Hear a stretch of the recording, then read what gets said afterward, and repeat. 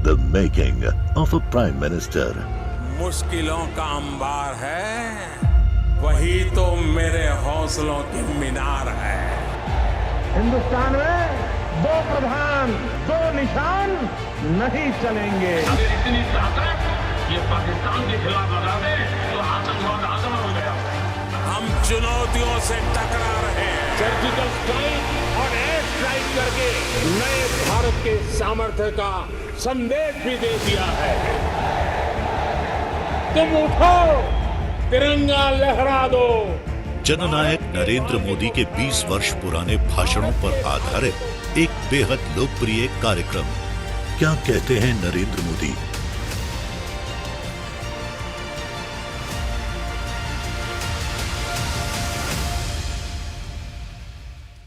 नमस्कार, मैं हूं आपके साथ पूर्णिमा मिश्रा। हमारे खास प्रोग्राम क्या कहते हैं नरेंद्र मोदी में आज आपको सुनवाएंगे मोदी का वो ऐतिहासिक भाषण जो उन्होंने 12 मार्च 2012 को सूरत में दिया। एक कार्यक्रम के दौरान मोदी ने कहा कि गुजरात मॉडल की चर्चा हर तरफ हो रही है। यही वजह है कि आज देश दुनिया से भारी संख्या में लोग गुजरात घूमने के लिए आते हैं। गुजरात, हिंदुस्तान कृषि विकास के क्षेत्र में 3% तक पहुंच नहीं पाया है, 3% तक पहुंच नहीं पाया है। एक गुजरात ने पूरे 10 साल 11% कृषि विकास करके हिंदुस्तान के सारे रिकॉर्ड तोड़ दिए। हमारा किसान कपास पैदा करता है,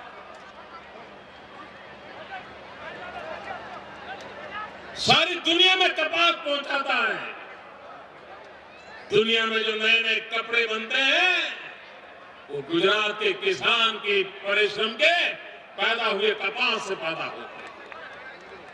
लेकिन पता नहीं दिल्ली में बैठी हुई सरकार को क्या हो गया है। उनकी नीतियों में स्थिरता नहीं है, कंसिस्टेंसी नहीं है। आज मैंने सुना कि अब वो कपास पर का जो निकास का प्रतिबंध थे वो हटा रहे हैं। अब आज आप हटाने जा रहे हो, लेकिन जो नुकसान होना था वो तो हो चुका।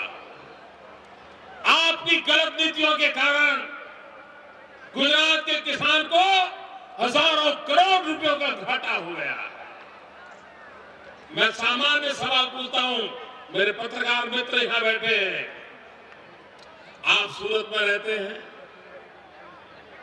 और कोई दुकान पर आपको सामान खरीदने जाना है, कुछ खरीदने के लिए जाता है, लेकिन वो दुकान ऐसी है कि कभी सोमवार को रजा रखता है, दूसरी बार मूड कर गया तो मंगल को रजा कर देता है, फिर कभी मूड हो गया तो शनिचर को रजा कर देता है।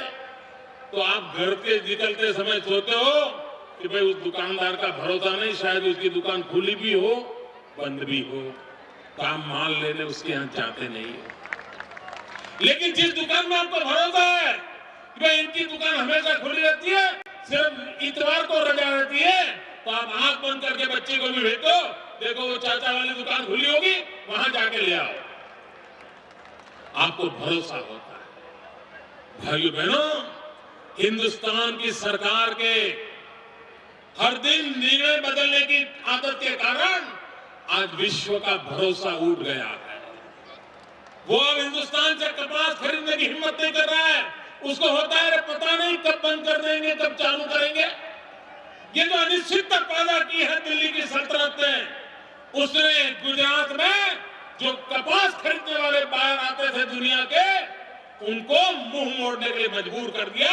ये सबसे बड़ा नुकसान दिल्ली की कांग्रेस की सरकार ने किया। जो नुकसान कर दिया उसका जवाब कौन देगा? जो विश्व के अंदर एक आशंका का माहौल बन गया कि हिंदुस्तान में माल लेना या न लेना, कब तक मिलेगा, कब बंद हो जाएगा, कब भारत सरकार अपनी नीति बदल देगी, ये जो माहौल बना है उसके कारण भविष्य में हिंदुस्तान के कपास पैदा करने वाले किसान को भारी से भारी नुकसान होने वाला है। भाइयों बहनों, दिल्ली से हम कोई भरोसा नहीं कर सकते। क्या हाल हो गया देश का। पूरे देश ने दिल्ली की सरकार को नकार दिया है। कोई दिल्ली की सरकार को स्वीकार करने को तैयार नहीं, और उसका कारण है कि उनके पास सिवाय भ्रष्टाचार कोई कार्यक्रम नहीं। भाइयों बहनों, देश भ्रष्टाचार से तंग आ चुका, और अगर भ्रष्टाचार से मुक्त सरकार चलाओ तो कितनी प्रगति होती है, ये आज गुजरात ने दिखा दिया है। आज आप गुजरात के किसी भी कोने में जाइए, 25 किलोमीटर किसी भी कोने में जाइए, कोई न कोई विकास का काम चलता होगा। कहीं अस्पताल बनता होगा, कहीं रोड बनता होगा, कहीं पाइपलाइन लगती होगी, कहीं चेक डैम बनता होगा, कुछ न कुछ काम चलता रहता है। और गांव के लोग बैठते हैं तो चर्चा करते हैं कि मोदी इतने रुपये लाता कहां से। लोग चर्चा करते हैं मोदी इतने रुपये लाता कहां से है। भाइयों बहनों, ये रुपये तो जनता के ही है। पहले कोई पंजा मार जाता था, अब बंद हो गया, और उसके कारण ये पैसा विकास में काम है। उसके कारण पैसा विकास में काम आ रहा है। भाइयों बहनों, आपने मुझे गुजरात का दायित्व दिया है, आपने मुझे जिम्मेवारी दी है, और मैंने आपको वादा किया था कि मैं गांधीनगर में मुख्यमंत्री के नाते नहीं, चौकीदार के रूप में बैठा। मैं जनता की तिजोरी पर किसी पंजे को पड़ने नहीं दूंगा, और इसलिए ये परेशान भी बहुत है। आए दिन धमकियां दिखा रहे हैं, मोदी जेल जाने की तैयारी करो, ऐसा कहते हैं। अरे हम तो गुजरात की जनता के दिल में बैठे हैं। तुम्हारी कोई जेल मुझे जनता के दिलों से बाहर नहीं निकाल। तुम्हारी कोई जेल में ताकत नहीं है जो मुझे जनता के दिल में से बाहर निकाल सके। ये जनता का प्यार है, उसी के कारण तो हम कार्य में लगे रहते हैं, न रुकते हैं, न थकते हैं, और न झुकते भी हैं।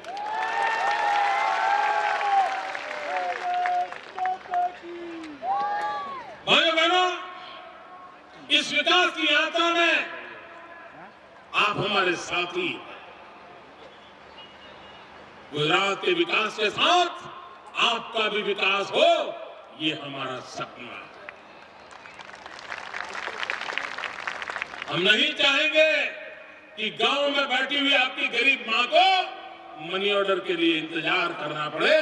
उसको भरोसा हो कि बेटा गुजरात में है, मनी ऑर्डर समय पर आ जाएगा। ये हम सिंधी चाहते हैं।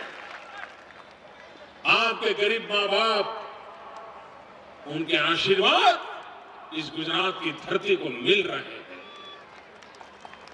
आप यहां बैठे हैं, आप मेहनत कर रहे हैं, लेकिन आप अपने गरीब मां बाप के आंसू पोंछ रहे हैं, और इसलिए मां बाप के आशीर्वाद सिर्फ आपको मिलते हैं ऐसा नहीं है, पूरी गुजरात की धरती को मिल रहे हैं। और आपकी वहां के आशीर्वाद ये मेरे गुजरात को आगे बढ़ा रहा है। ये प्रेम है हमारा, ये नाता है हमारा, ये संबंध है हमारा, और उसी के तहत इस संबंधों की राह पर हम आगे बढ़ना चाहते हैं। भाई बहनों, आज पूरे देश और दुनिया के लोग गुजरात में टूरिज्म में आ गए हैं। मुझे अभी किसी एक की चिट्ठी आई थी, मेरे पुराने परिचित थे, मैं जब हरियाणा में काम कर रहा था, तो उन्होंने सूरत के अपने एक रिश्तेदार के लिए शिकायत की। उन्होंने कहा, मोदी जी, ये हमारे साले साहब सूरत में रहते हैं, लेकिन वो कभी ये नहीं कहते कि कुछ दिन तो गुजारो गुजरात में। ये अमिताभ बच्चन रोज कह रहे हैं कि कुछ दिन तो गुजारो गुजरात में। बोले अब हमारे साले साहब बुलाए या न बुलाए, मैं हफ्ते के लिए गुजरात आना चाहता हूं। भाइयों बहनों, आपने पहले कहीं किसी और राज्य में काम किया होगा। हो सकता है कुछ लोग कहीं कलकत्ते में काम करने के बाद अब गुजरात आए हो, कोई दिल्ली काम करने के बाद गुजरात आए हो, कोई महाराष्ट्र में काम करके गुजरात आए हो। जब तक आप गुजरात नहीं आए थे, आपके घर में रिश्तेदारों के तांता लगा नहीं होगा, मेहमान कम आए होंगे। लेकिन जब ये पता चल गया होगा कि आप गुजरात में हो, मेहमानों का भी तांता लगा होगा, ये मेरा विश्वास। क्यों? हर कान को खबर हो गई है कि गुजरात विकास की नई ऊंचाइयों को पार कर रहा है। विकास देख रहे हैं तो गुजरात जाइए, सुख शांति भाईचारा देखना है तो गुजरात जाइए। ये गुजरात आपका है मेरे भाइयों बहनों। जितना इस गुजरात में मेरा अधिकार है, उतना ही अधिकार हिंदुस्तान के हर नागरिक का है। ये देश एक है, राज्यों की व्यवस्था होगी, लेकिन भारत के हर नागरिक का भारत के चप्पे चप्पे पर अधिकार होता है। ये हमारी मातृभूमि है, उसके कल्याण के लिए पसीना बहाना हम सबका कर्तव्य है। देश को आगे बढ़ाना हम सबकी सामूहिक जिम्मेवारी है। कानून का पालन करना ये हर एक की भलाई में होता है। अगर मैं कानून का पालन करता हूं तो अपने आप दूसरे की रक्षा हो जाती है, और हम सब कानून का पालन करें तो सबकी रक्षा अपने आप हो जाती है। फिर कभी किसी को कोई दिक्कत नहीं होती।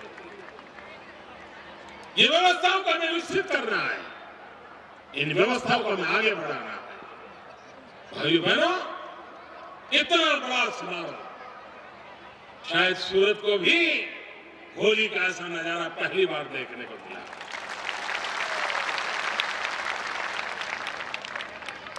भाइयों बहनों, अगली होली भी इतने ही ठाट के साथ मनाएंगे। और मैं अभी कह करके जा रहा हूं कि अगली होली में भी मैं आऊंगा।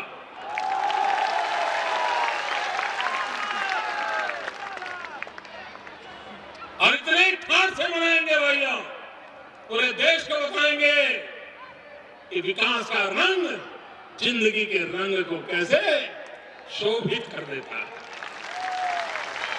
विकास का रंग चेहरे की चमक कैसे बदलता है। विकास का रंग कैसे नए सपनों को सजाता है। विकास का रंग कैसे जीवन की आकांक्षाओं की पूर्ति करता है। उस विकास के रंग को लेकर के होली के रंग में रंगे जाए, यही शुभकामनाओं के साथ फिर एक बार आपको मेरी अंतःकरण पूर्वक 6 करोड़ गुजरातियों की तरफ से The making of a Prime Minister. मुश्किलों का अंबार है, वही तो मेरे हौसलों की मीनार है। हिंदुस्तान में 2 प्रधान 2 निशान नहीं चलेंगे। अगर इतनी ताकत ये पाकिस्तान के खिलाफ लगा दे तो आतंकवाद आसमान हो गया। हम चुनौतियों से टकरा रहे हैं। सर्जिकल स्ट्राइक और एयर स्ट्राइक करके नए भारत के सामर्थ्य का संदेश भी दे दिया है। तुम उठो, तिरंगा लहरा दो। जननायक नरेंद्र मोदी के 20 वर्ष पुराने भाषणों पर आधारित एक बेहद लोकप्रिय कार्यक्रम क्या कहते हैं नरेंद्र मोदी।